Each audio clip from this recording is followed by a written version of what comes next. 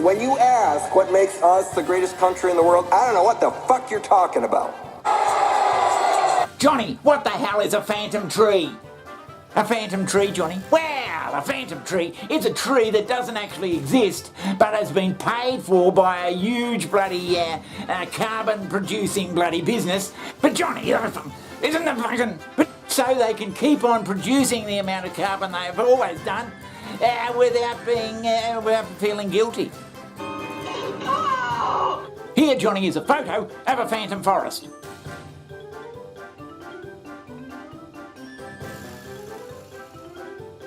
That's a phantom forest? Now, as you can see, there's a bit of work to be done with that bloody... You snotty little bastard. Your Honor, I'd like to ask for a recess. Farmer citizen movement is taking up against emission-cutting strategies that seem designed to punish them while letting billionaires and technological centralist interests get off the hook through carbon offset scams. But Johnny, the Amazon rainforest, it's being cut down as we speak. These credits don't do anything to stop that, do they? Yeah, it's a great little scheme. And that means they can go on polluting just as they were last week, before they bought the credits. So if we just left the trees there in the first place, Johnny, there wouldn't be any... Look, don't be so fucking stupid. Luckily, though, one group is here to fix it: giant corporations. Many are now claiming that they've hit upon a solution, becoming carbon neutral or net zero. Basically, running their businesses in such a way that they don't increase the amount of carbon in the atmosphere. As of last year, 1 in 5 of the world's 2,000 largest publicly listed companies have now committed to a net zero emissions target, which sounds great. Yeah, that's right.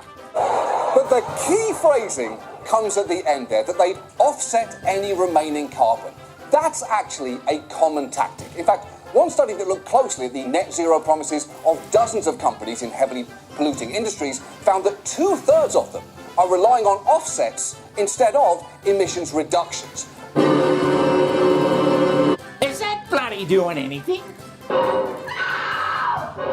I mean, there's farms out there now, Johnny. They don't have to produce anything, they just have to not cut down the trees or plant more trees, and they get paid for that. If you're going to do that sort of thing, you may as well pay millions of people to stay at home instead of working, so they're not driving their fucking cars to work and using all that fucking bloody... So, yeah, nothing's really happening. Imagine what pollution you'd cut if you paid everybody to stay at home. You plague our people at every turn. So when these bloody wealthy pricks fly their private planes into bloody the World Economic Forum thing in Davos, they're buying credits.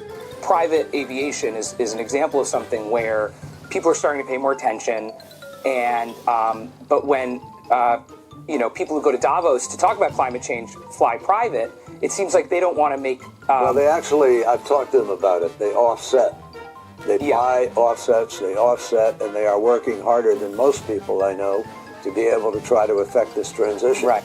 Oh, that is horse shit, you horse-faced buffoon. He looks like a horse, doesn't he? But putting all that aside, a carbon offset, this is exactly the same stuff that Bill Gates does. Bill Gates buys all the farmland, doesn't want you to eat meat. They don't want you to fly on a plane, they fly on their planes. If you think for 1 second that John Kerry or Leonardo DiCaprio or Bill Gates or any of these people will ever give up their luxuries, you are crazy. They will never give them up. And they're not going to do anything that's going to affect them. Holy shit. But what you're not taking into account is many of these huge corporations, they use carbon offsets. You can't use carbon offsetting. You're just a normal person.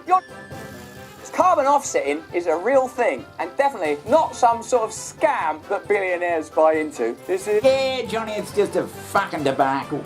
I've been specifically ordered not to do. Damn it, Grady, this is the president.